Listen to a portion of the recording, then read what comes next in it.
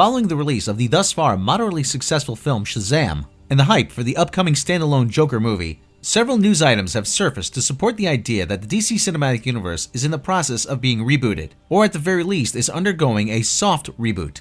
In this video, we will cover the recent developments surrounding Suicide Squad 2 and Wonder Woman 2, how they appear to be soft rebooting the DC Universe, and their reasons for doing so in the first place. As previously covered by Midnight's Edge, the original Suicide Squad was a deeply troubled production. Despite delivering a far better than expected box office, it's a movie that hasn't left much of a positive footprint in genre culture. Because of the box office, a sequel was always in some stage of development. The accountant director Gavin O'Connor was even attached at one point. However, it didn't appear to be a priority for the studio. That was until Disney fired Guardians of the Galaxy director James Gunn, and he wanted to take a crack at a Suicide Squad movie. That made the sequel a priority for Warner Bros. And DC in no time flat. Under James Gunn, though, questions quickly arose whether or not the movie would indeed be a sequel. James Gunn and Jared Leto are thought to have something of a strained relationship, so his participation was instantly called into question. So was Margot Robbie, as Harley Quinn was already confirmed to headline Birds of Prey. Will Smith decidedly would not return as Deadshot, as he left the project and most likely the DCU altogether due to scheduling conflicts. Shortly after Will Smith's departure, news broke that Idris Elba, star of Dark Tower and the BBC series Luther, was in talks to take over the character. Questions started to emerge if this was merely recasting or a sign that Warner Bros. Might be rebooting. This became amplified when rumors started surfacing that the movie's title would be The Suicide Squad instead of Suicide Squad 2. Collider reported that both Margot Robbie's Harley Quinn and Jai Courtney's Captain Boomerang would also return, alongside new characters like Peacemaker and King Shark that have yet to be cast. On April 5th, the reboot rumors were softened somewhat when The Wrap revealed that Viola Davis would return as Amanda Waller. The same day, Variety reported that Deadshot had been removed from the film, and that Elba would be playing a different character. With this casting news, it does appear as if The Suicide Squad is indeed a sequel. But the totality of the reporting suggests that it will be a sequel that works as a standalone film, and will not go out of its way to reference the previous movie. The same is also true for Wonder Woman 84.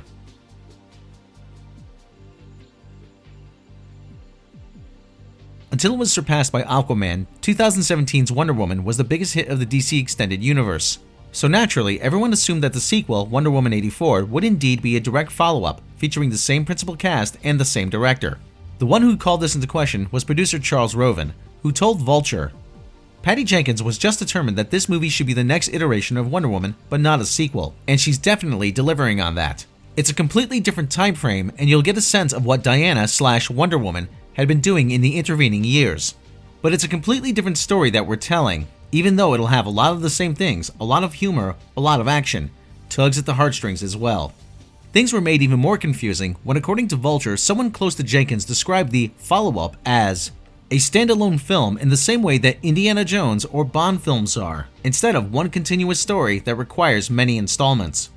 Jenkins did not confirm or deny the statement to the outlet. She did state last July that, "I never wanted to do more of anything for the wrong reason," when referring to directing another Wonder Woman film. She continued, "We can make a whole new movie about something completely new, and as unique in its own right as the first one." Despite Charles Roven adding some confusion to the mix by stating Wonder Woman 84 is not a sequel, it is indeed a sequel that shares the same continuity. However, it tells a completely different story, and is not a direct continuation of the storyline from the previous movie. This then would appear to confirm that the James Bond approach is indeed the chosen means of resetting DC on film.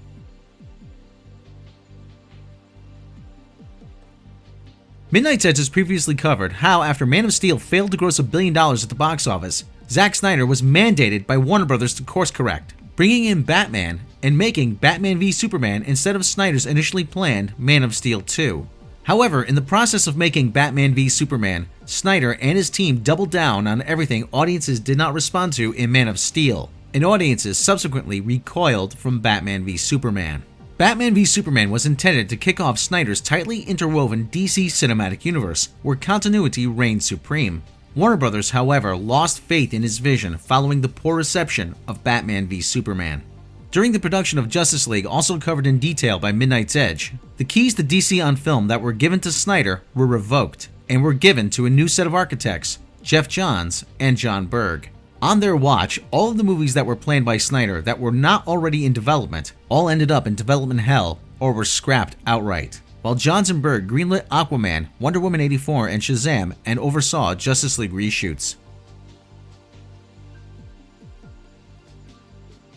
After the failure of Batman v Superman, and especially after Justice League, there was a demand from both fans and critics alike that DC on film do a hard reboot, scrap everything, and start over. The one major flaw with that request was that Wonder Woman had worked like a charm. Many liked Henry Cavill as Superman, just not the movies he had been in. Many also liked Ben Affleck as Batman.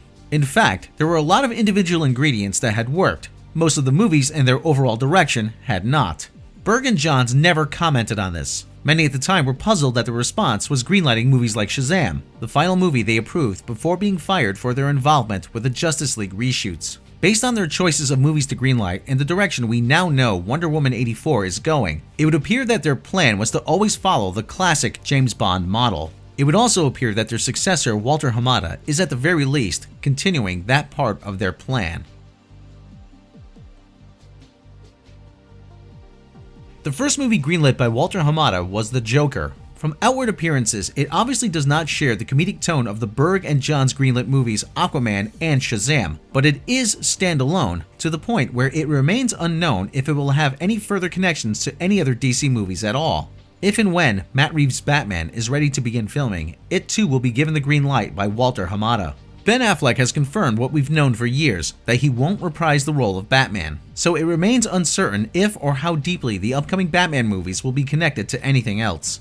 Continuity, though, is not dead. In addition to the Suicide Squad, which would appear to be a loose sequel or soft reboot, Hamada has also greenlit Birds of Prey, which is in the process of filming and features Margot Robbie as Harley Quinn and reportedly at least a cameo from Jared Leto as the Joker. Overall, it would appear that Warner Brothers are moving further and further away from the direction set forth by Snyder, and increasingly further from story continuity from one movie to the other. Is this a direction you are happy with, and do you think it will translate to success for the franchise going forward? Let us know your thoughts in the comments below. If you like this video, then please help share it and share your opinion in the comments. Midnight's Edge aims to give the most comprehensive analysis and commentary on genre culture and entertainment. If you would like to see more of our videos, then please subscribe, hit the bell icon, and remember to indicate that you would like to be notified when new videos are uploaded. If you really like what we do, then please support us on Patreon until a better alternative comes along, or send us a direct donation through PayPal. Also check out our sister channel Midnight's Edge After Dark for live shows and other rants. Follow us on Facebook and Twitter, and stay tuned for more here at Midnight's Edge.